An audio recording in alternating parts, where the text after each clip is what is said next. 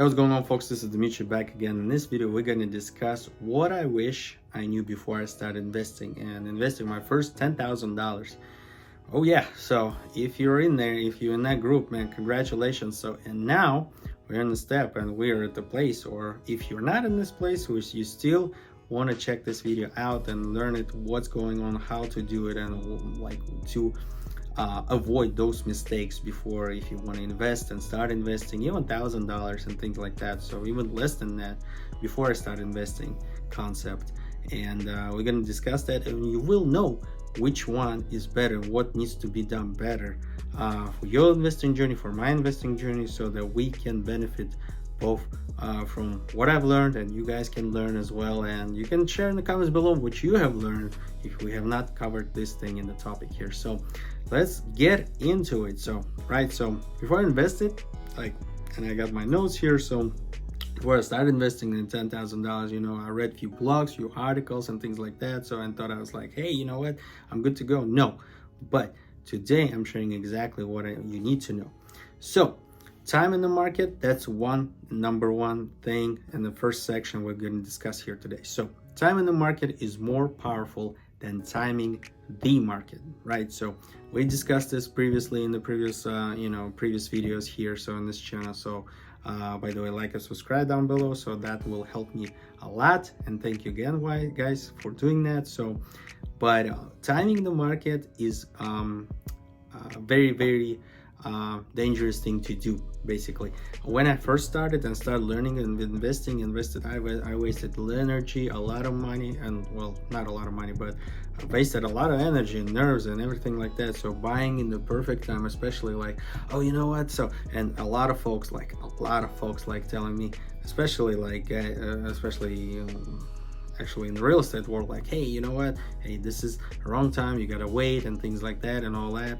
So there are things like that if you go in the nitty-gritty and deeper into the market segmentation or market like buying and analysis and everything like that. But at the stage where you like, hey, you want to put it in the autopilot, or at least play in the long game or a long investment strategy, this is sort of kind of not really matters that much, because if we're talking about years, like 1 or 2 years kind of span kind of thing, timing the market doesn't really necessarily work, right? So it more or less beats the time. Like time in the market beats always 100% all the time than timing a market. Obviously, if you're getting your feet wet, this is it.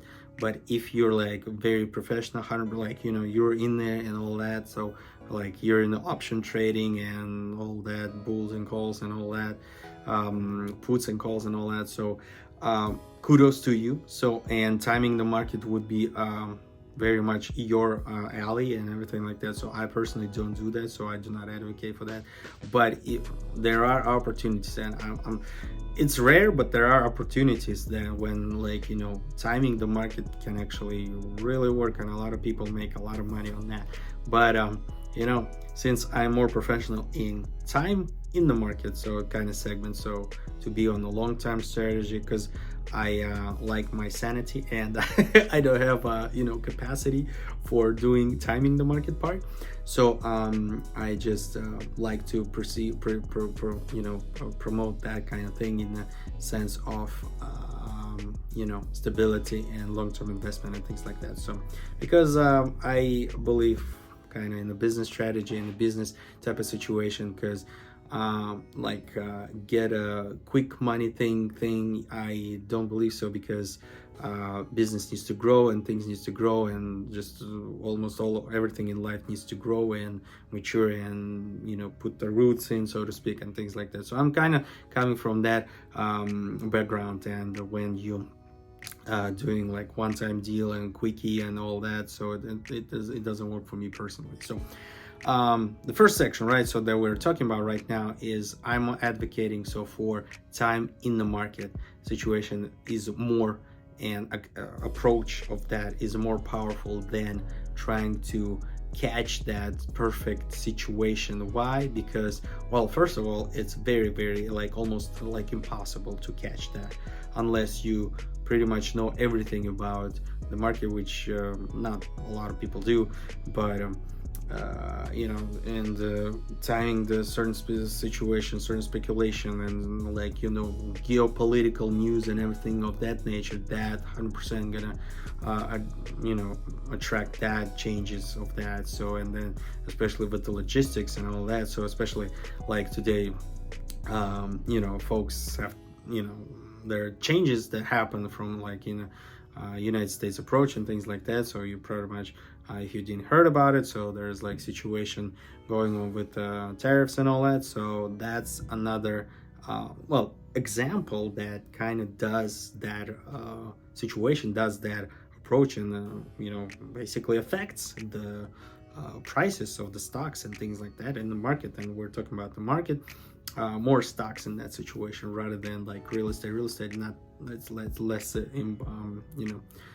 affected in that way, but nonetheless. So that's my approach. So that's number one. Number two, that is, you don't need to pick a stocks. And yeah, you get me right. So you don't need to pick a stocks like, hey, you know what, starting real investor, you're gonna go and pick up, you're gonna be cool and pick up cool stocks like Tesla, Amazon, like whatever, Apple, like Microsoft, whatever. So right, so you whatever or whatever is trending, or like meme stocks or whatever. So which is like no 100% for meme stocks. It's like just no break, like, but Apple, Tesla, maybe Amazon, yeah. But nonetheless, this section is about like, hey, if you're just getting started, if you're just getting into it, hey, consider a mutual fund, consider ETF stocks, index funds, and things like that, real estate funds, or like in real estate, really. So that's another segment so to get into. But nonetheless, for specifically more money liquid options, or not options, like opportunities, that would be more or less ETFs, mutual funds, and market funds, and things like that. So if you're like, hey, you know what, hey bro, when am I like, I want to park my $10,000, $1,000, whatever. So which options would be a good fit for me? So if you're very, very conservative in the sense, like, hey, I want to like, be on a very, very, very conservative side, and like, hey, I just want to like, protection from inflation. They're like, I believe there are government funds in the United States specifically. So you research for that in your country. So if you're like India or other areas over there, so like kudos folks from that part of the world. If you guys have some other opportunities there, so consider that. Like, there are just basically treasury funds or government funds and things like that I haven't, like, unfortunately I have no idea in that part of the world. But in the United States, there are government funds that are basically protection. They give you like percentage back, like even like CDs, like certificate of deposit, one of the example. It can be basically a protection from the inflation itself. So some of them like 4%, some of them 5%, so some of the other percentages, but that's another one. But on more rewarding side of things, mutual funds can be a good approach, so research that. But I wanted to put a note there that be mindful about like purchasing costs, like entry costs there, and or like exit costs, or like selling costs, because there could be, and I didn't know that before, but when I knew that, it was kind of like astonishing to me. So you don't really want to trade mutual funds and ETFs like that, like frequently as stocks are, like let's say Apple. You don't want to trade that much, because you will be charged extra fee there, because like the approach of mutual fund is that like, hey, you park the money for a prolonged period of time and then you take it out later. So that's kind of like approach that behind thought on mutual fund kind of situation. They don't change that much, because they basically another one, like kind of basket sort of thing of many stocks, like Apple, Tesla, and things like that, that like holdings that they have that they call holdings. So but that's what the approach is. So if you're considering, if you want to like go easy, if you will, then if you buy that, so go for like very prolonged period of time. And this is the strategy basically for mutual funds. That's like its approach, that is like strategic, long term, and that's the approach there. So consider that. So because otherwise you will pay fees if you're like boom, selling back and forth within the 1 year. I believe 1 year or specific. But anyway, so this is the long-term strategy. So section number 3, fees and taxes are the silent killers of your wealth, right? So, and that's one of the point is there like that I talked about. So if you like, hey, going investing, and as just I mentioned like before, so there's like annual fee or whatever, management fee and things like that. So capital gains tax, well, no, short term, right? So they're like a long-term capital gains tax specifics there. So check them out specifically. Check the specifics on fees, taxes, like purchasing in fees. So let's say entry fee or whatever. So like interesting findings that I found. So like there's some mutual funds, let's say, hey, we have a gradation, like, hey, you got like, if you invest like less than 10 grand or like less than 5 grand or less than $1,000, whatever, so you have a specific fee there that you pay for and things like that. If you don't do that and things like that, you will not pay that, so, or you pay extra. So this is kind of thing that you want to be very, very mindful on what's going on and what you're purchasing onto. So mutual funds are great, but there are some specifics there that you have to understand, like entry fee maybe, or exit fee maybe, or things like that. So I'm not 100% on the terminology there, but check them out. So like Google it, and that's my basically a caution there. So because that can save you thousands, right? So every percentage point counts. And yeah, section number 4, cash isn't safe, just cash, right? So, and what am I coming from? We are living in the world of inflation. Oh yeah. If you're in a part of the world that I am, and the United States, then yes, you are subject to it, and you're in other parts of the world which have like some crazy inflation, whatever, so that you're subject to it too. So if you are in not part of the world, well, obviously you're not. So there are parts like that. So, but nonetheless, keeping cash in the way the cash is, just sit there on the table behind the mattress or under the mattress or whatever, in the cookie jar or whatever. So that will eat your percent, like pat on your back and back on your back, and that's it, call it a day. Because 3 or 4%, and that's in United States only, annually, will give you that percentage, saying like, hey bro, say bye to your 3 or 4% just because everything goes up, and just whatever. So, and that's unfortunate circumstance, so, and situation, and unless maybe something changes, but like this is the situation that we're living in. So, and that you need to approach on that, and then you need to understand that. So, and by understanding, if you know it, that's the first point, right? So that's the first step. So now how can you circumvent that, or like avoid that, or like that's how you can avoid it. You basically invest in the good assets, like accumulative assets that accumulate value and things like that, especially if it's better. Like that's what I said like 3-4% before. So cash isn't safe. So if you like prefer keep it in a cookie jar, well, good luck to you, because this is not gonna work for a long period of time, maybe 1 year, 2 years, but then after those period of times you already lost 8% of your money. So why? Because, well, if you just bare analysis will tell you like, hey, if you were able to buy a piece of bread like January whatever, so 1 year, 2nd year, and 3rd year, you won't be able to do that, right? So because it's already gone in the price, and that's the basics of inflation. So if you want to avoid that, do at least put it in a CD or whatever, or like more liquidity assets, or like in mutual funds, or like protected government funds if you're able to withdraw that. So that will protect you from inflation. So that's basically the idea, because that's just because of the inflation. So, and number 5, mindset matters more than a strategy, right? So no one talks about this, but investing is just the numbers, right? It's a psychology. The reason for it is because you want to keep your money in without, and no matter what the season or like what the storm season is right now. So right, like, and I'm talking about political changes, whatever, so it doesn't matter. So if you wanna if you want to be like, if you want to basically beat the market, or so to speak, so well, you first of all, you found a good asset, and that's one. And two, you read about that asset, you make sure you get your numbers straight and right and understand what's going on, where you invest. That's two.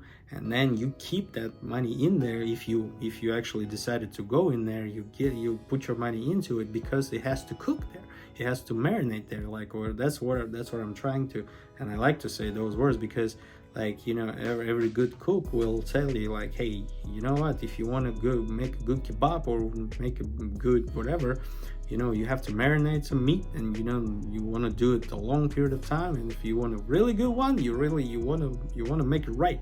So that's the reason I'm saying that. So that's the same thing with the money there, right? So if you want to make some progress in that situation, so make it like, at least specific percentage there, that's where you want to invest. So like, and that's what you want to keep it there. So, and then you want to keep it there, because going back and forth, it's not gonna miss it. You're gonna miss the pricing changes in which we're going up, right? So that's the growing part.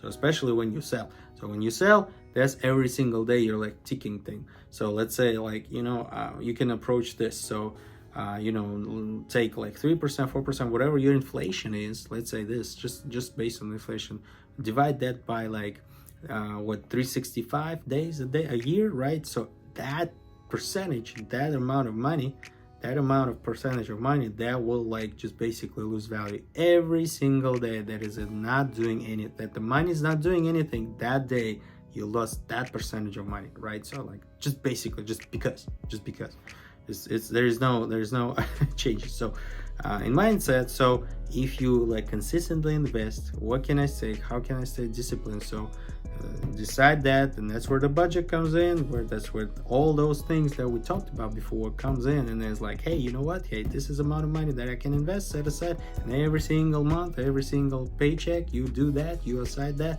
and man, 1 year from now, you're going to be in a very different situation, a very better situation, I can tell you that much, if you stick it to that. So section number 6, it is marathon, not a sprint, right? So when you invest, it's when you start investing, well, congratulations and kudos to you. So it's learning about the habits and keeping those habits in check and putting them into work every single time that you're making those changes towards better, right? So building wealth is not about chasing short-term wins, but it's about creating consistent, repeatable system, which means from your perspective, from your self perspective. So that's what I'm talking about, that the mindset and the strategy and things like that, because it's a long term, and every single time that consistency happens, it overturns, like it happens, compounding interest happen, and it's all long track. So if you're saying like, oh, you know what, Dmitry, like, it's easy, like it can be that easy. Well, it's not really easy, because if you're